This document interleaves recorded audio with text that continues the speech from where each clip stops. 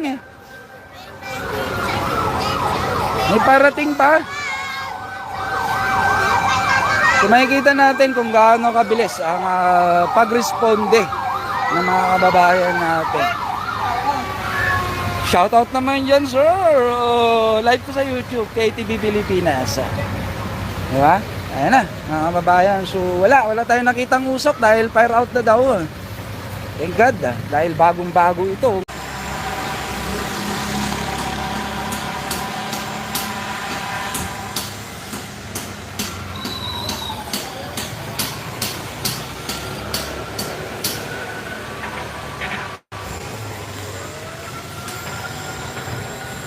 May dumaan na bombero papunta dun eh. San Andres yan, mga kababayan. Saan yung sunog? BC. Tignan natin habang tayo yung nagbablog ay mayroong bombero. Saan yan? Sunog? Saan papunta?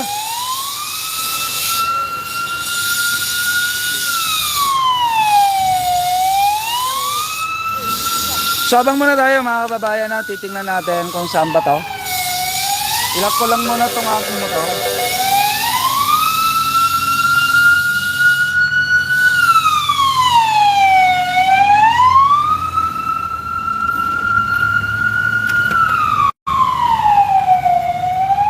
Oh, 16 million, shoutout po. Saan ba? Fake news ba yan? Sundan lang natin to guys ha.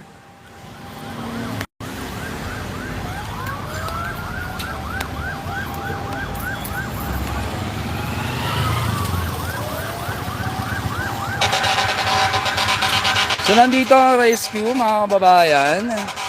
Anong meron? Ano meron?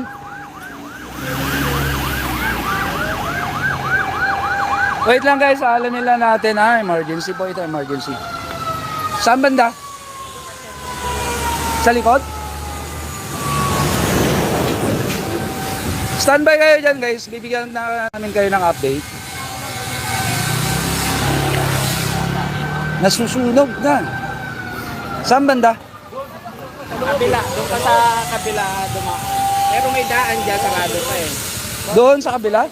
Doon lang kwan. Doon ka sa kabilang kwan. Tingnan natin. Sa kabila daw mga babayan ko. Bigla tayong nagulat dito ah.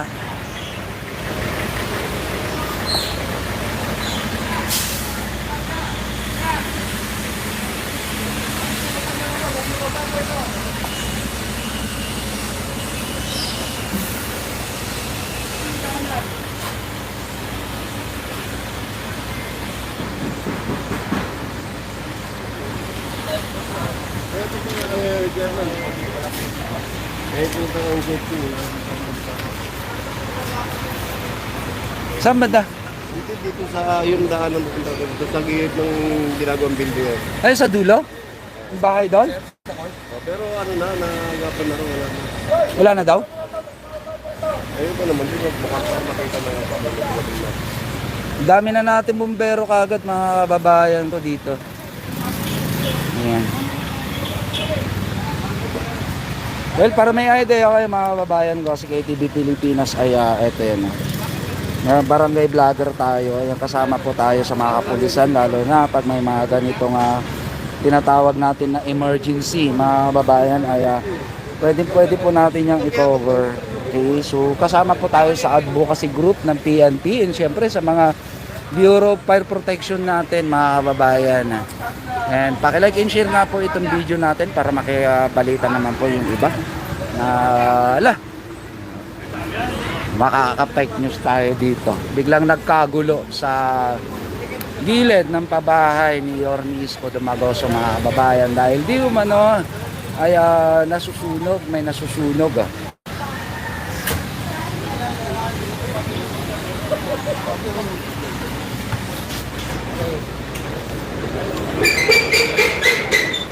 Tingnan natin kasi bubuksan tong gate para ma-check ng ating taga-bombero.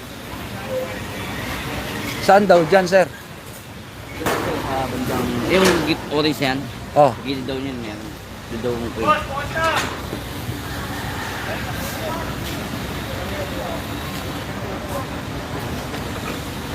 so yan ang pabahay ng Mayor Misco natin dito. Ayan mga kababayan sa may gilid. Di umano ay may sunog no sa may dulo. Ano ba yan? So pumasok na yung dalawang ano natin. Bureau of Fire personnel. Ito na sila. Para i-check. So sa gilid ng building yun doon sa may bandang dulo mga kababayan. Baka nalaglagan ng baga o kaya ano kung may ginagawa man dyan. Kaya ng pepot, balikot.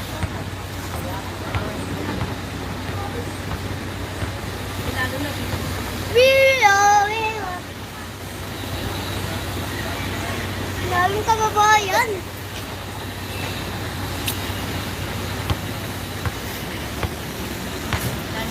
So yan mga kababayan, pumasok na po sila no. Ayan, sila ma'am sa MHD. Shout out. Morning po. Good morning. Na-alarma din ba tayo? Opo, kasi syempre, bagong building ito. Oo nga. Pero saan po kayo ma'am dito? Sa Pedro Hill Health Center. Pedro Hill Health Center. So kayo din po yung dito no, pag after neto. Pag natapos yung health center Dito po natin. ibabalik yung health center. Wow, ganda ng pwesto niya pag natapos. KTV Pilipinas to ma'am, nakalive ako Ay, sa YouTube. Kaway-kaway ka naman dyan. Oh, di ba? Madam! Oh, hi! Diyos ko, sabi mo. Okay, so kasalukuyan po mga kababayan ko na chine-check na po ng ating Bureau of Fire personnel. Ito nga di umano ay nagkaroon ng spark o kaya what we call that one? Posibleng sunog. Pero wala naman po mga kababayan na fire out na. Thank you. So, grabe. Ang ganda-ganda ng ating pabahay. Nakakuha tuloy ng momentum si ma'am na mag-picture. Dahil nabuksan ang gate. And tayo naman, kita nyo na mga kababayan ko, ang laki Okay. So bilang paggalang sa contractor, hindi po tayo pwedeng magbasta-basta dyan sa loob dahil nga ika nga under construction pa yan mga kababayan. Pero swerte naman natin, nasilip natin ang napakalaki at napakaluwag na ginagawang pabahay. fire out na. Courtesy of kaninong pabahay yan, ha? Sa City of Manila. City of Manila, courtesy of City of Manila. Inumpisahan pa po yan ni dating Mayor Escobar. Wow, ang galing. Pakiulit nga po. Dating Mayor Escobar. Wow, ang galing-galing talaga ni ma'am. God first. Oh, God first. Napilitan pa yata. Okay, so mga kababayan, update lang po tayo ulit. Nandito yung mga kababayan natin na medyo... Sa kanila, Dodong. Ayan na naman tayo. Sila na nag-shout outan. Oy, live to sa YouTube ha. Hi. Oh, God first, di ba? Oh, ayan mga kababayan. Meron pang parating. May parating pa. So makikita natin kung gaano kabilis ang pag-responde ng mga kababayan natin. Shoutout naman yan, sir. Live ko sa YouTube, KTV Pilipinas. Diba? Ayan na, mga kababayan. So wala tayong nakitang usok dahil fire out na daw. Thank God, dahil bagong-bago itong proyekto na to. Tapos mayayari lang tayo ng ganun-ganun. Naku po. Bilis kilos. Sabi ko na nga ba, sabi ni Ma'am Bel Isip. Di ba? Sabi ni Ma'am Bel Isip, mga kababayan, dito sa lungsod ng Maynila ay bilis kilos. Di ba? Kumbaga, paano pa lang yung apoy, nandito na sila. Ang tawag nun? Hindi nga nauna eh. Di ba? Kaya nga pero mali na punta nyo. mali yung tawag. Mali yun. Mali yung tawag. Kung sinabing pabahay ni Yorme, di nandito ka na kaagad, di ba? Pero ang bilis pa din, di ba? Dumalo na kami doon. Pasado na Okay. konti. Ay, shoutout kay Ma'am Bel, ha? Yan, bilis kilos. O, totoo si Kuya, o. Kang bibilis, kaya sila yun na. Di ba? Okay.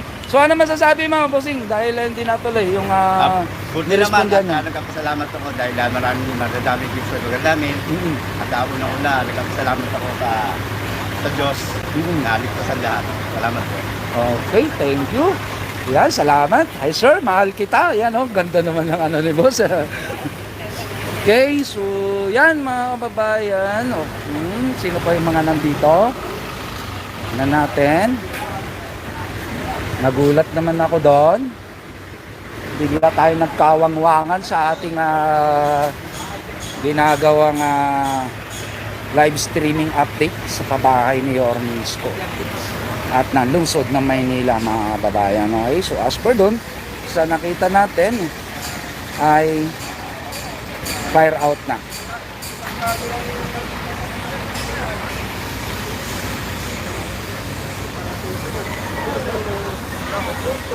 Kahit maliit na po yan, magpupuro ng barbulat mo.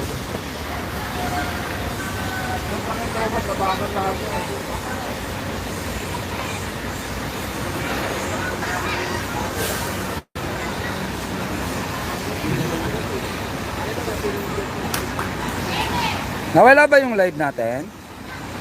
Ayan, hindi naman nangiiwan ng mga isko niyan. Yan, dito po idol sa Taguig. Kay KTV, nabasa na natin yan. Yung nagsabi na isko niyan sila at nilihis ang nalihis. Pero nandito tayo sa actually, sakop dapat ito ng Perlita Street. Yan, Perlita Street kasi to. Pero for the meantime, kinuklose yan para sa construction. Di ba? Kaya yung mga ibang residente umiikot, di ba? Pero pag diniretso mo to, mga kababayan, Perlita po yan. Then itong street na to, Francisco, di ba? Ito yung Francisco, yan yung di ba mga kababayan? Oh, muntik lang. Nagka-spark lang, Boss Rainier. Sa may Francisco Street, San Andres yung sunog kapsat. Opo, nandito na tayo. Francisco Street. Ito yan siya, mama. Di ba? Ayan, morning brother, mula po yan kay I Love Isko. Good morning din po sa iyo. Sa panahon ni Mayor Isko, hindi pwede yung mga basurang tambak sa construction site kasi araw-araw niya pinupuntahan at pinapaalis mga debris. Oo, yan na. Nagka-spark lang, Boss Rainier. Sa may Francisco Street, San Andres yung sunog kapsat. Opo, nandito na tayo. Francisco Street. Ito yan siya, mama. Di ba? Ayan, morning brother, mula po yan kay I Love Isko. Good morning din po sa iyo. Sa panahon ni Mayor Isko, hindi pwede yung mga basurang tambak sa construction site kasi araw-araw niya pinupuntahan at pinapaalis mga debris. Oo, yan na, may bakita naman natin na as per dito sa pagbukas ng gate, sa laki ng building lang yan ay kukunti lang yung nakikita natin na debris. Ganun po kaganda o kaya ka-systematic yung paggawa nila mga kababayan. Okay, so salamat everyone, thank you. Nagawat KTV Pilipinas nakasubscribe na ba? KTV Pilipinas, baka hindi pa kayo nakasubscribe o kayo yung bida ngayon. Di ba? Di ba mga kababayan, ang bilis. Kita nyo naman, nagla-live stream lang tayo kanina. Hello po, thank you sir. Salamat. So ano masasabi ninyo sir dahil hindi natuloy yung Hindi, naagapan nga eh. Buti nga naagapan ng fire extinguisher. fire extinguisher. So kanina ba, kaya pala nakikita ko medyo may kumpol kanina. Hindi, Ano ba talaga yung pinagmulan? napatakan daw yata eh, nung welding. So Buti naagapan naman ng fire extinguisher. saan galing ang fire extinguisher? Sa barangay o sa kanila din? Okay, so may safety sila talaga. May safety. Ayun yung hindi nila namalayan yung pagpatak na ganun. Shout out sa construction worker dyan ha. Sana hindi na maulit dyan ha. Nagkamali man kayo ngayon pero tingin ko mababawi nyo yung kamalian nyo. Sorry naman. Mabilis ang responde nila ng fire extinguisher. Okay naman. Kain pa. Bibilis rin. Mga fire truck natin. Oo, thank you.